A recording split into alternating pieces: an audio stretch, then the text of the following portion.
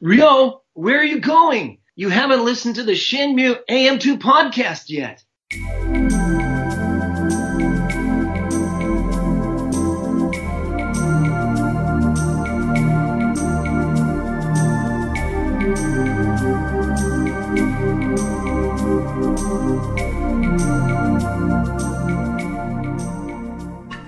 Welcome back to another episode of the Shenmue AM2 podcast. We're your hosts, Andrew. And Matt, sorry, my mouth was full of wine. We're keeping that, and a bit of delay there. And we have a very special guest with us this episode. We have the voice of Ren, the voice of Guizhang, and the voice of Fuku-san, Eric Kelso. Hey! Yay!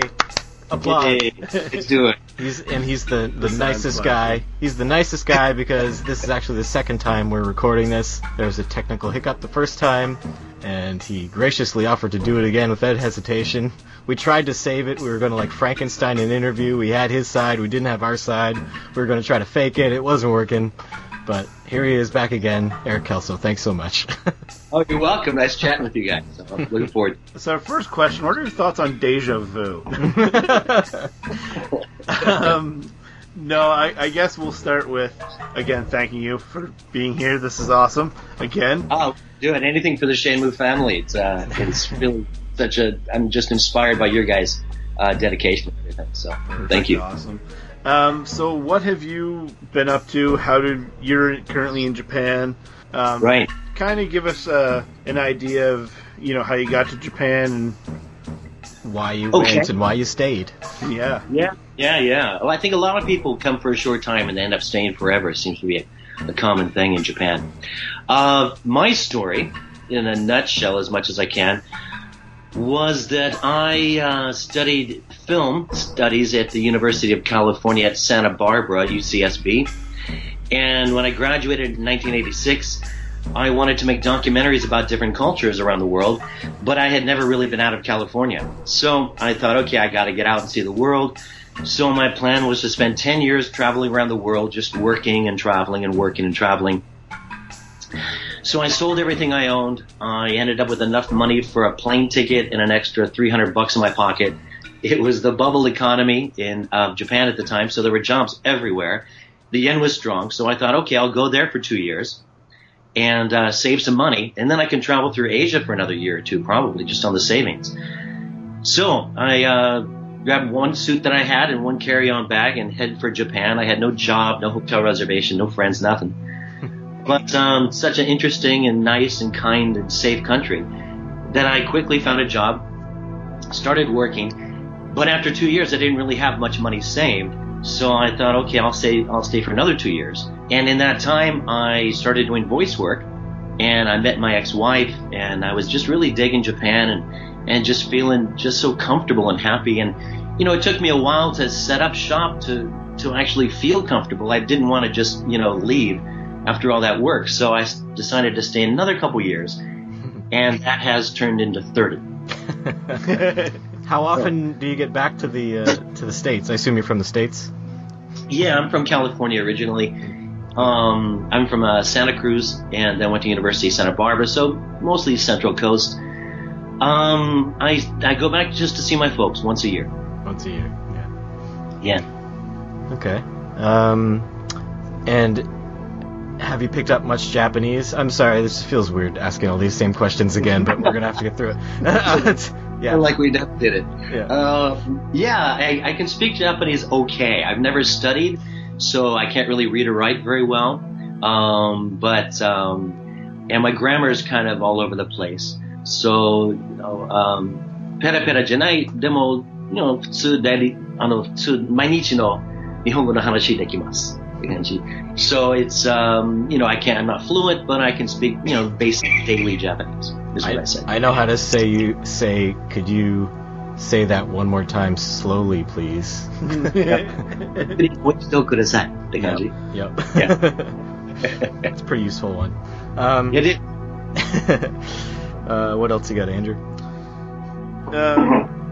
You mentioned, again, because we're doing this again, that you had done initially some other video game work, voiceover work prior to Shenmue. both the Tekken series and the Virtua Fighter series. And Soul Blade. Yeah, I think I had done 2 games, as far as I can tell on my filmography kind of file, that I don't know if it's completely right or not. But in 96, I did Soul Blade. I was Siegfried Stoffen. And then in 98, I did Tekken 3. I was Paul Phoenix. And then 99 was Shenmue.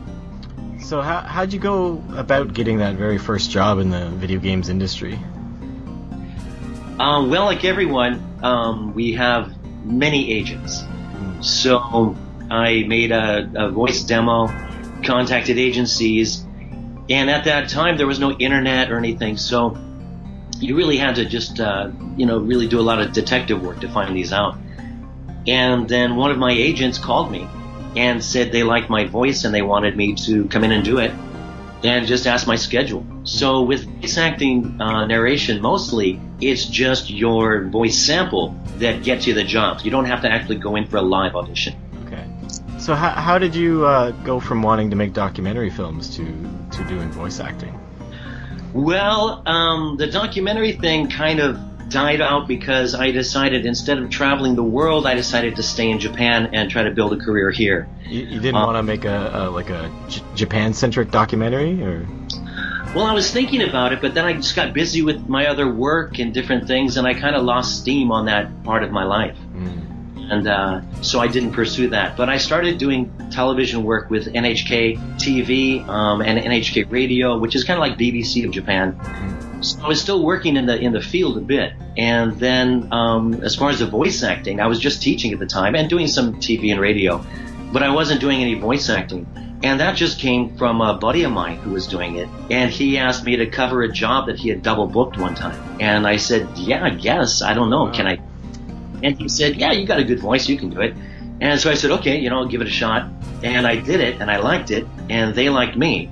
And so I started, kind of building up that as my job. Oh, that's great. Yeah, just lucky. Yeah, a little bit of a Guizhang, or whatever they call it. Yeah. That coincidence. So you had done Shenmue before Virtua Fighter?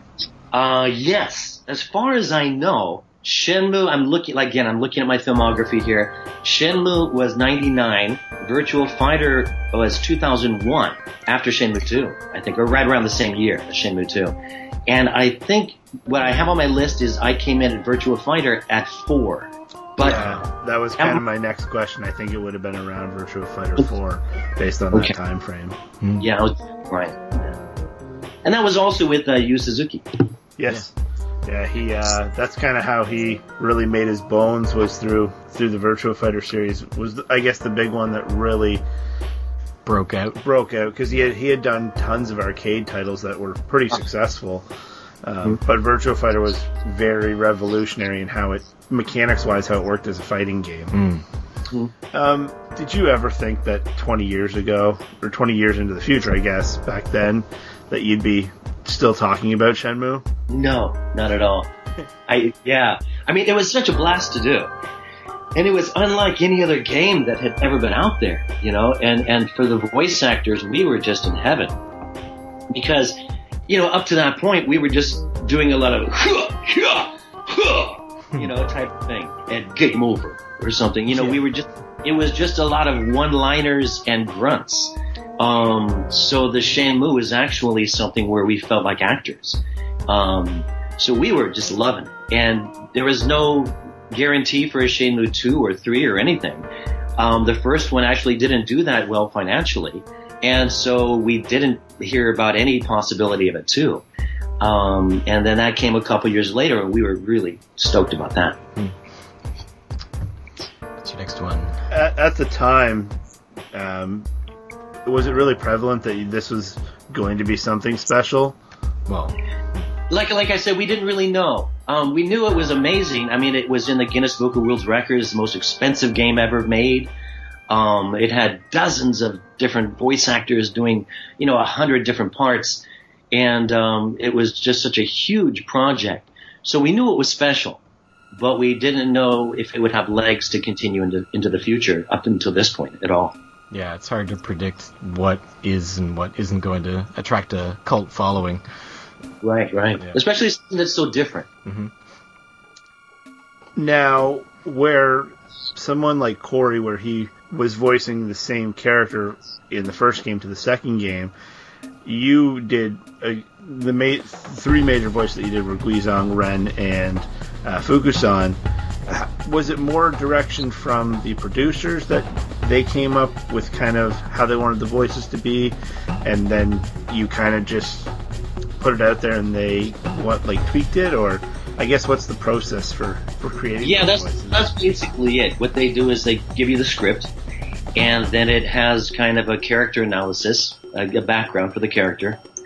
And then they just kind of say, okay, well, this guy is like Fuku-san. They say, okay, this guy is, he's in the same dojo with Ryo, and he's kind of his kohai, he's lower than Ryo. And he really respects Ryo, and he looks up to him, and I got the feeling almost like he was kind of his puppy dog, in a way, a very loyal, loving person. And they said he's really a sweetheart, and not weak, but just kind of sensitive and very loving and loyal. And so I kind of got that in my head, and then I gave them some voices, and they said, okay, make it a little bit softer, or make it a little bit this way.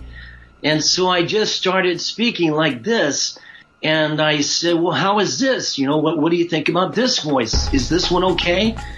And they said, well, maybe a little bit more this way or that way. And then that's how I came up with Fuku-san, who's just really a good guy and just wants the best for Ryo. He worries about him a lot, so I just did that, and they go, hey, that's it, that's what we want.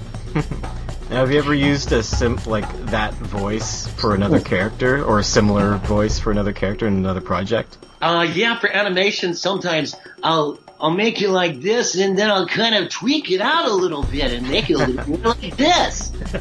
So you can kind of work them around a little bit. With Guizhang, I just thought of him as like the Chinese Clint Eastwood. And I just thought he's just cool on ice. And his jacket never comes unbuttoned.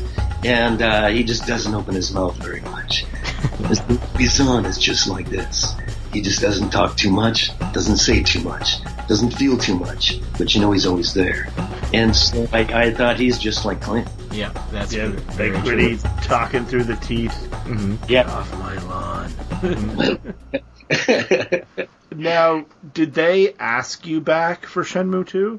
Wait, I want to hear about Ren. How'd you come up with Ren? Okay, well, that would be Shenmue 2. Yeah, they asked me back for Shenmue 2. Oh, I guess I was getting there. That does segue. And then, Fuku-san and Guizhang were not there anymore, but they asked me back for Ren. And that was really fun. Because although I really loved both Fuku and Guizhang, Ren was just a whole different kind of guy. And he had more lines and more action, and he was more pivotal in the story as well. So, and there was more recording days, actually, I think, for that character. And Ren, I guess personally, I feel kind of the closest personality-wise to Ren as well. So for Ren, they just said, okay, now Ren's leader of a gang, cocky son of a bitch, doesn't really care about anybody else, even his gang members. Very sarcastic, and just has kind of a screw it kind of attitude. And that's kind of fun for an actor, is to play that kind of part. And so I just, I gave him kind of the voice and different things. And I said, well, yeah, okay, well, what do you think about this voice? So, and if you don't like it, I don't really care. And so just kind of gave him some attitude. And they go, no, we like it. We like that one. So that's how Ren came about. Now, did you have to audition for Ren, or did they want you specifically for Ren? No, for all parts. They just said, we want you and you're doing this part. Nice. So I guess somehow they were able to get that from my voice demo. And maybe they, from Shenmue 1, maybe Suzuki-san, hearing me do Fuku-chan and Guizhang, maybe he thought somehow he saw Ren in there as well, I guess. Okay. And we established previously in the previous interview that you feel closest to Ren because you did used to run a gang. Yes. We were the Hells. We were the Hells. So, yeah. Eric of Hells. Eric of Hells, yeah. Was it pretty cool working with Corey, Liesl, and Paul on both games? Yeah. So Liesl and Paul and I had been friends already, just because it's such a small clique of voice actors in Japan, English voice actors. So we knew each other. We'd bump into each other's studios or work together at jobs. And so we were old buddies. And both those guys are great. Liesl's just such a sweetheart, so fun and funny and cool. And then Paul is just a lunatic, so it's just so fun to work with both those people. And then Corey was the new kid in town. He was brought over specifically for Ryo. And he was a bit younger, and I think it was his first time in Japan. Or he might have been here once before, I'm not sure.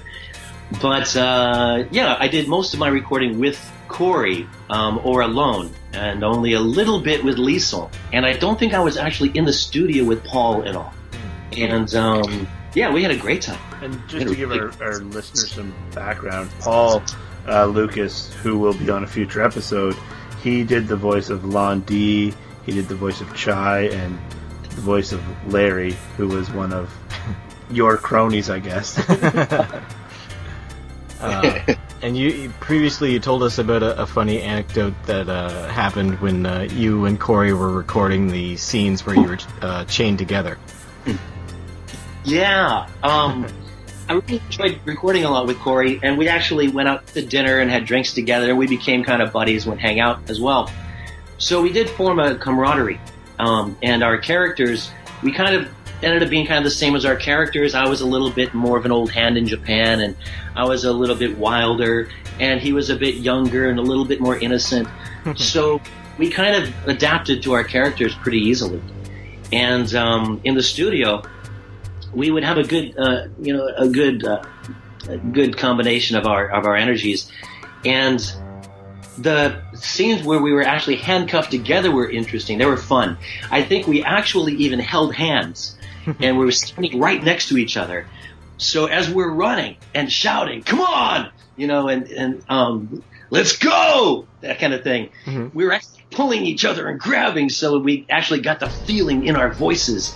And we would actually be like moving, so we'd actually kind of be breathing hard, and it was exciting. And we're watching the screen, right? We're watching the animation on the screen of the characters, what they're doing.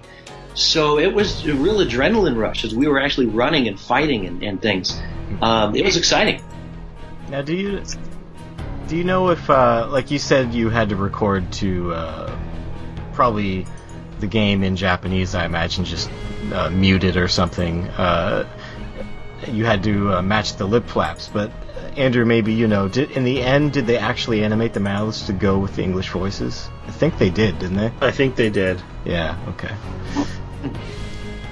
Well, we watched them, and we have to match. I don't know if there were lip flaps or not. There were actually lip flaps, or was just the timing of on the screen.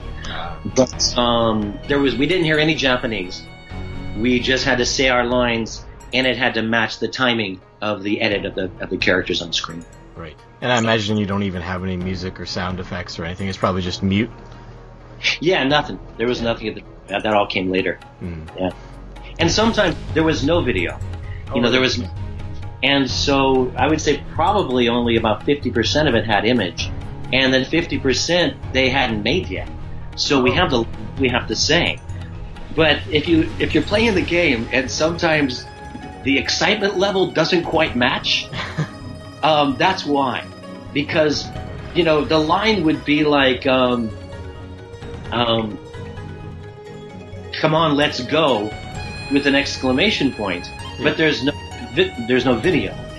So then I would say, "Come on, let's go," but then they punctuated it wrong, because when you look at the actual video, it's just kind of Ren just kind of standing there and just turning and walking out of the room, where it should be, "Come on, let's go."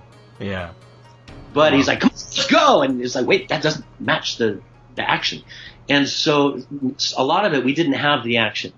So we didn't really know about the intensity levels and things. That's okay for Ren. He's a volatile, unpredictable guy. He's very moody. When you recorded for Shenmue 2, At that point in time, did you know it was only going to be the English version for the Xbox, or did they intend to have the English version for the Dreamcast still at that point in time? We didn't know the platforms at all. Ah, okay. Yeah. We just went into the studio, had a script, read our lines, the director said, do it, that's great, or do it a little bit differently, and then we walk out. So it's not really our area. Now that Shenmue 1 and 2 HD has been announced, a lot of new fans, new people are going to be introduced to your work. What's that feeling for you that something from nearly 20 years ago is resurfacing to a whole new audience?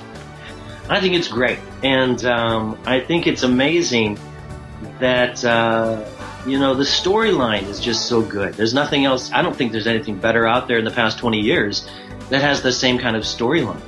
That, so that's endless. It's like my favorite movies are the old movies from, like the 60s and 70s. So I think that really holds up still. And I think that's going to be appealing to a lot of people. And it's not just like, people just killing each other and stealing cars and shooting and spaceships and stuff. And actually it has a storyline to it, and it's like a movie. So I really think that's still going to be quite appealing. The HD version I think is wonderful because, the effects now are just staggeringly different than they were 20 years ago. So I'm glad that they could make it look nicer. And I think that will be nicer for younger people who are used to just crystal clarity on everything since they were born. Yeah, that and the updated control scheme will be the things that'll keep new players in who may have been turned off before by some of the older systems. But speaking of story, do you have any... I imagine you don't have any insight into where the story is going, but do you have any hopes or dreams for your three characters and where you'd like to see them go? Actually, I have heard absolutely nothing about the game. I don't know. I've heard you guys speculate about some things on your previous podcasts that is much more than I know about. So I would look to you for advice and information on characters. They haven't contacted me at all. I've heard that Corey's been contacted, but there's still no set dates on anything, I think. And I'm just waiting. Liesel's waiting. Paul's waiting. I made sure not to take any vacation, plan any vacation this year, because I want to keep my schedule open. That's dedication. Yeah. So we contact each other about once a month. Just say, hey, what's up? You heard anything? So we're ready. We're hyped and we're stoked and we're all on board for it. But we're just waiting to hear. It's such a big project and it's going to take some time. So I think the initial dates were a bit optimistic. So I think it might take a bit of time. But we're ready and hope to hear something soon. I really think everyone on our end, fan base wise, definitely wants all of you back. Mm-hmm. Wouldn't be the same. Yeah, it wouldn't be the same. Again, we talked about this when we recorded yesterday, how it's a bit different when they recast an actor that you can see. Because if I see someone different playing, someone in a sequel to an original piece of work, if they look different, my mind automatically thinks they're going to sound different. With a video game, you mentioned it's the same Rio. Yeah. So if I see Rio and it's in English, I want to hear Corey Marshall's voice. That's the only voice I associate with Rio. And I think everyone would do the same with all of these other characters. I want you to be Ren. I don't want someone impersonating you as Ren. Yeah, it's like if they suddenly changed Bart Simpson's voice or something. Yeah. It wouldn't feel right. Well, that actually, with The Simpsons, was it Harry Shearer a couple seasons ago, it was between seasons. They hadn't even started recording, and he kind of stepped away from it, and fans were like, no, we need him back. He's one of the 6 main voice actors. Mm-hmm. Right. And it got to the point where he was kind of wished back into existence in the show. He decided to come back, and I really hope that's the same scenario for this. The third game coming out. Yeah, I don't know why they wouldn't, because it's much easier just to use us than to find somebody who could match the voice. Yeah. We already can do the voice, and we're here. And they know, especially because people like you who keep everything alive and on the low simmer here, just waiting to be cooked. That they know we're out there. They know we want to do it. They know we're ready and we're up to date and we're keeping in touch. So I would see no reason why they wouldn't. But I wish they would at least contact us a little bit and just to see if we're still available or alive or something. But yeah. Andrew's looking through his questions. Yeah. We did have a couple of fan questions as well. Sure. One thing that I guess we'll save those towards the end. One thing that we used to do whenever we had a guest on was we had this gimmick where we had a time machine and we would go back and have that person in 1999 sell Shenmue to someone. We don't need to do that anymore. We're getting that again in the future. So how would you sell someone on this game, this piece of entertainment, if they, were on the fence about it? I would say, do you like video games?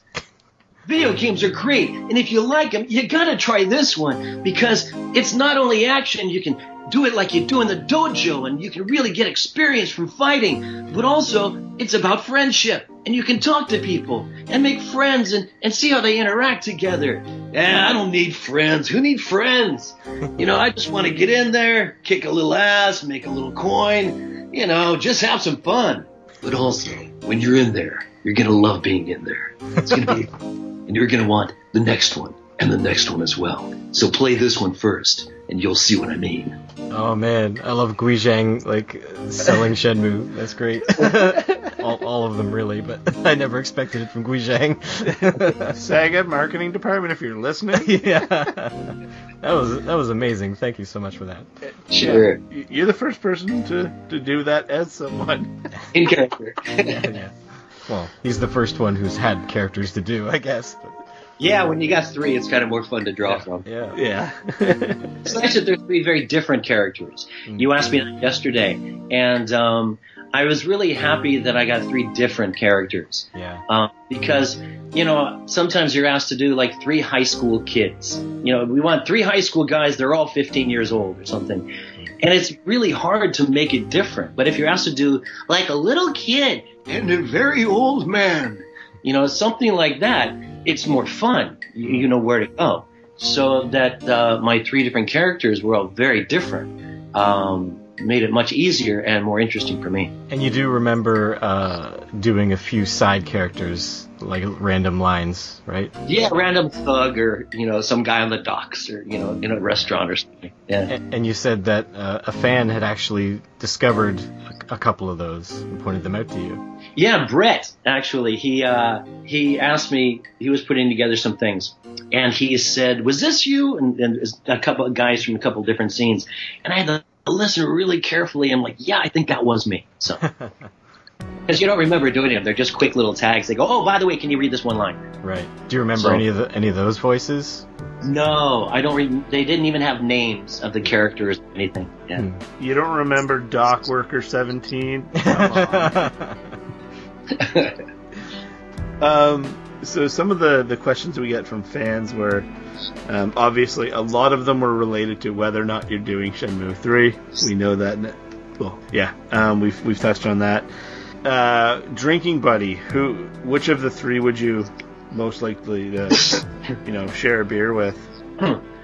I think Fuku-san would be fun just to kind of hang out and talk to. I think he'd probably pass out after his first drink.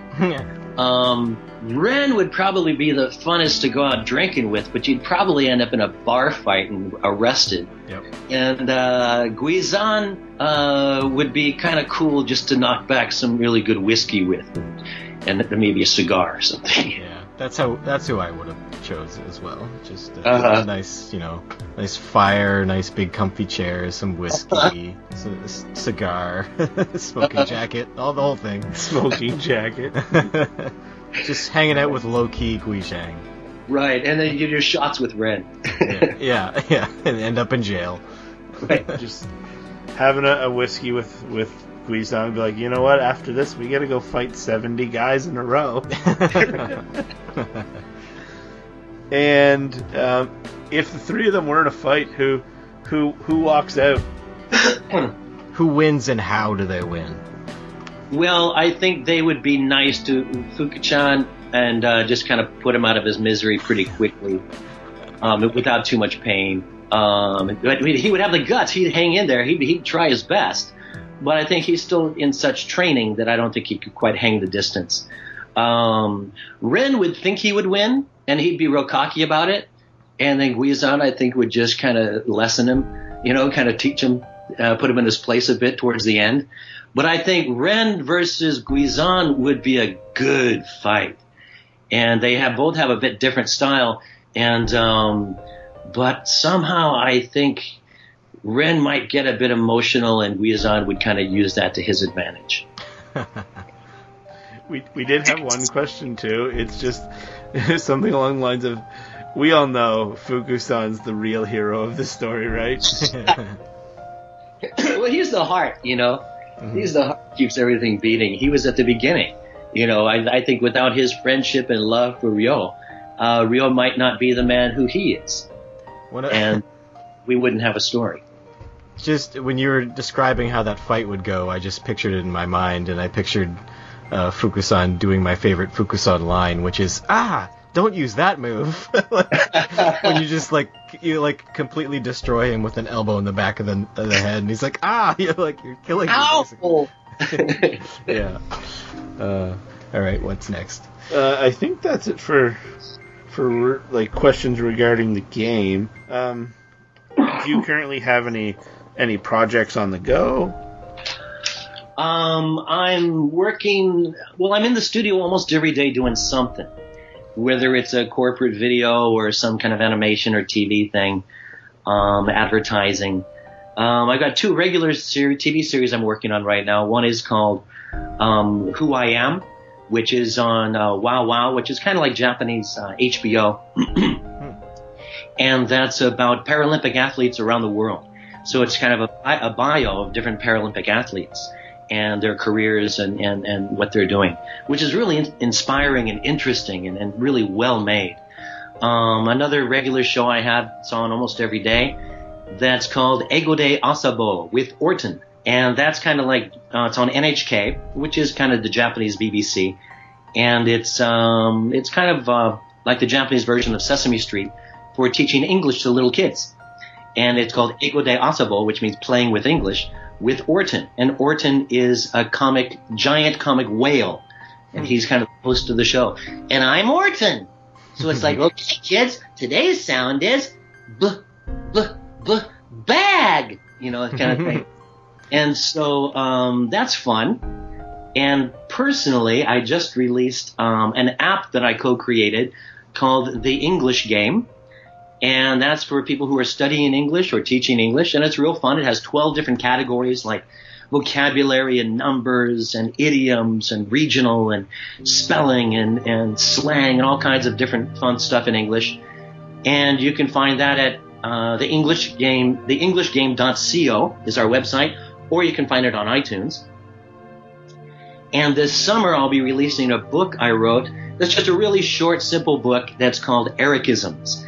And over the past few years, sometimes I just say things, and my friends say, "Oh, that's an Ericism," and it's just stupid things, my idea about life or something.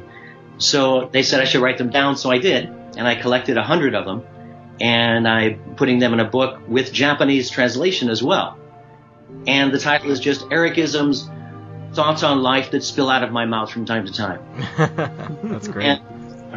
And so it's translated into Japanese as well. So I'm going to do a narration. I'm going to have an audio book as well that goes with it. And then I'll voice each one, and then it'll be followed by a Japanese narrator reading it as well. So people who are studying English or studying Japanese, it can help either way. Wow, nice. Yeah. So are they like inspirational? Or are they just funny, like just observations? Or? Kind of inspirational and funny. Some of them are very serious about life and kind of words to live by in a way, and some of them are just kind of goofy observations. I have a couple here that I found. You asked yesterday if I had any. I found 3 that might be a little bit interesting. They're very short, just 2 or 3 lines. Okay. And I'm going to do them, I'm thinking when I record them as well, I'll try to do them as characters. So it might add a little bit more, interest to the audio version. Yeah. So let me give you the first one here. Every sperm that outswims the millions of other sperm to make a life is a champion. Therefore, every person contains champion DNA. That's pretty good. That would make me feel bad, or not bad. That made me feel good about myself if I was feeling bad. I at least won one contest. Right. So you're born a winner. Yeah. Another one. Born winner. That's a good one. That's right, born winner. Put on a t-shirt.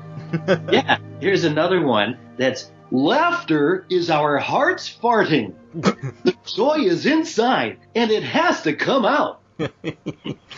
I love that one. I might use that one on my nieces. Hey, your heart just farted. But they're not all about like bodily functions. Some other ones are, for example, here's another one. Otaku are lucky because no matter what happens in life, they always have something to be excited about and look forward to. That's true. There's always more anime. Right. There's always something. I wish I were more otaku. I have things I'm interested in, like movies and cooking and my girlfriend. And, I have things that charge me up in life that I'm really excited about. But I think for otaku, there's like, no matter what, there's always something to kind of think about when you're going to sleep at night and when you wake up in the morning and to look at the internet or get the magazine or something that just keeps you so excited. And I think that's kind of the key to happiness in life in a lot of ways, is just to find one thing. It doesn't even have to be important, but just one thing that just charges you. Yeah. I think Andrew's found his. The wine that you're drinking right now. What was that? Is it the wine that you're drinking right now? Oh, that's mine. Andrew's is Shenmue. Mine is wine. Yeah. Okay. A new podcast, Wine and Shenmue. Yeah. Just me going on and Matt drunken rant. Yeah. Matt does a great drunken the stumbly guy from the first game. If you've ever seen Rio walking along the street and he talks to a certain character and the guy, and he's like, are you okay? And he's like, I'm okay. And he's like, are you sure? I'm just fine and dandy. I love that character. Anyways, he's the real hero of the story. Yes. I actually had some questions when you brought up the English program that you're on for children. Yeah. How long has that been on? The Eigo de Asabu program has been on for at least like 20 years. And you've been on it. A good friend of mine, Eric Jacobson, was the main guy on there for almost 20 years. And he would play guitar and sing songs for kids, and he traveled all over Japan they're filming things and doing events and stuff. And then just about a year ago, they changed the format. And I'm the main voice animation character. And then there's another American guy who's pretends to be like a professor. And he wears a lab coat and he plays with the little kids on the set. And they do different pronunciation lessons and things. But it's been a long time. Okay, but it's only been about a year for you? It's been about a year or two for me. It's my second year for me. But I used to do like character voices for their little skits and the animations they would have. Like Sesame Street has little vignettes and things. Yep. So this has the same thing. So I've been doing vignettes, little characters and stuff for about 20 years. But this is my first time as one of the main characters. Nice. Are you looking forward to many years from now when somebody recognizes you and they're like, oh my god, you're Orton, I grew up with you? Yeah, sometimes, yeah. I know I used to do the #1 English conversation teaching program in Japan, was called Radio Eikaiwa, which is radio conversation. And I did that for 2 years as the guest host, as the co-host. And that was on every day, like twice a day. We had over 1 million listeners a day, loyal listeners who bought the textbooks and would call in and write in and things. And that, my face was actually on the textbook and things like that. So at that time, people would come up to me on the train or on the street and ask for an autograph and stuff. And that was kind of fun. But mostly it's just my voice. So people don't really know who I am. But if I say what I do as a voice, then they kind of get excited. Or, I do a lot of different TV commercials in Japan, like the voice tag logo and things. So if I do like that for someone, basically everyone in the country has heard that voice. So then they're, they go crazy. But mostly people don't know who I am. So it's kind of nice that way. Do you enjoy the anonymity of it sometimes? Yeah, I do. I'm not really a social person. I don't really go to parties or like to be well known or perform on stage or anything like that. So the recording booth is good for me. I would rather just have people not know who I am and just do my job. Are you sure you're not more like Guizhang than Ren? Yeah, probably. And so I've never wanted to be really like famous or well known or anything like that. But it's nice to be appreciated. It's nice when you tell people what you do and they go, "Oh, I love that. That's great." That feels really good. So do many Japanese children like watch these English learning programs for fun, or are they forced to? How's it go usually? I think the programs are really fun. So I don't think the kids would be bored or feel like it's a task at all. I think parents who are interested in their kids learning a bit of English, which seems to be almost every parent, because they're even starting English education now in elementary schools in Japan. Oh wow! So that just started about a year ago. Is that to lead up to the Olympics that are supposed to be there? They want. I heard they're trying to add more English around the country. They definitely are, with signs and English menus and things like that, and websites and things. They've needed to have English at a younger age for a long time. So it's been kind of a long train coming. But I think also the coming Olympics has inspired it as well. Yeah, I've heard many Japanese people, they might be able to understand your English, but they're not very comfortable speaking it. Yeah, well, Japanese on the whole are pretty shy people. Yeah. And so that's hard. And it's hard for them just to have confidence enough to speak, even if they can't. But also, speaking is not really taught much in school. It's mostly reading and writing and grammar and things like that, so they can take a test to enter the next, junior high school. They take a test to enter high school. They take a test to enter university. And then once you enter university, it's pretty easy. So they study more grammar and reading and comprehension that way for the test taking, not as much conversation. But it's changing. It's getting better. They're doing more conversation now. So, 30 years ago when I came to Japan, people didn't speak English. But now, quite a few people do. So it's not so hard now. If you come to Japan and you can't speak Japanese, you can get by. Well, that's cool. I hope to go to Japan someday, and maybe I'll just wait till they all know my language. But anybody who's listening to this, anybody who wants to come, if you come, drop me a line and we'll have a drink together. I've already done that with quite a few people. And actually, James is coming on Wednesday. We're going to go out and get some shabu-shabu with some of his friends that are coming. Nice. And Brett is already here. We've worked with. He's going to go. A lot of Peter was here. A lot of really main players in the Shenmue community have come. And I was really lucky to have a chance to hang out with them, have a bite and a drink, and just talk about all things Shenmue. Now, have you done the Shenmue pilgrimage where you go to Dobuita Street in Yokosuka? I haven't. No, I haven't. Yeah, I'll do someday. Yet. I'm sure if James or Peter ever back, they'll drag you there. Drag you there, yeah. I have had the opportunity to meet James in person. He lives in New Jersey, and my wife and I were vacationing in New York City, and we went out and did a night at the barcade and had some drinks and some food, and it was a really fun night. And I'm assuming it's Pete Campbell that you're referring to. Right.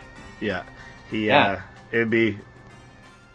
They just seem like regular people, like that we share this huge common interest in, and they really have the passion too. Yeah, little community we got going. Really nice guys, like Peter. I was asking him about. He knows a lot about computers and